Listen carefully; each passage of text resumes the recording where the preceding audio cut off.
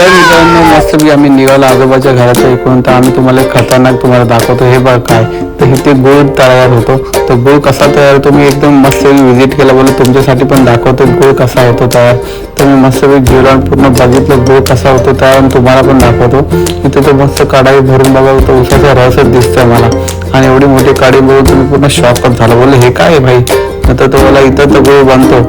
मग गेलो, मग आतमध्ये बघितलं तर हे 10-10 किलोचे पूर्ण गुळाचे ढॅप बनवून ठेवलेले आणि ह्याला तयार व्हायला थोडा टाइम लागत होता. मी बोललो तयार झालेलं कुठे, तर मला आतमध्ये. तर मी मस्त आतमध्ये तुम्हाला पण दाखवलं, आतमध्ये जातो. इथे रेडी झालेले आहेत गुळाचे.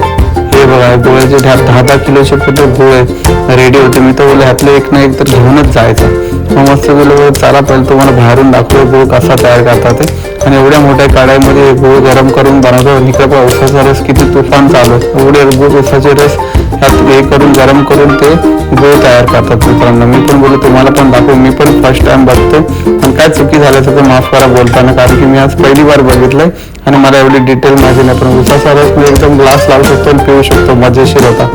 तर एकदम खतरनाक मी पहिली बार बघितलं. मला पण आवडलं. तुम्हाला कसं वाटलं नक्की कमेंट करून सांगा.